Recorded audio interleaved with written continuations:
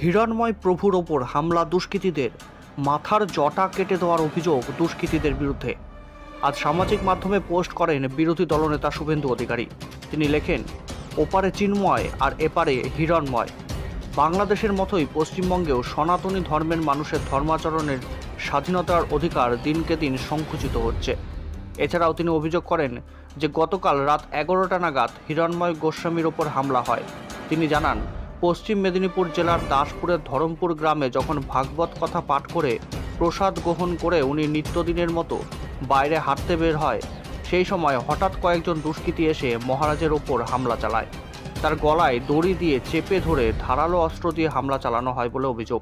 এমনকি ওনার জটাও কেটে দেওয়া হয়। জানা গেছে বর্তমানে হিরণময় প্রভু ঘাটাল হাসপাতালে চিকিৎসাধীন রয়েছেন। আরেকবার জানাই, হিরণময় প্রভুর ওপর হামলা দুষ্কৃতীদের, মাথার জটা কেটে দেওয়ার অভিযোগ দুষ্কৃতীদের বিরুদ্ধে। আজ সামাজিক মাধ্যমে পোস্ট করে বিরোধী দলনেতার শুভেন্দু অধিকারী। তিনি লেখেন, ওপারে চিন্ময় আর এপারে হিরণময়। বাংলাদেশের মতোই পশ্চিমবঙ্গের সনাতনী ধর্মের মানুষের ধর্মাচরণের স্বাধীনতার অধিকার দিনকে দিন সংকুচিত হচ্ছে। এছাড়াও তিনি অভিযোগ করেন যে গতকাল রাত 11টা নাগাদ হিরণময় গোস্বামীর ওপর হামলা হয়।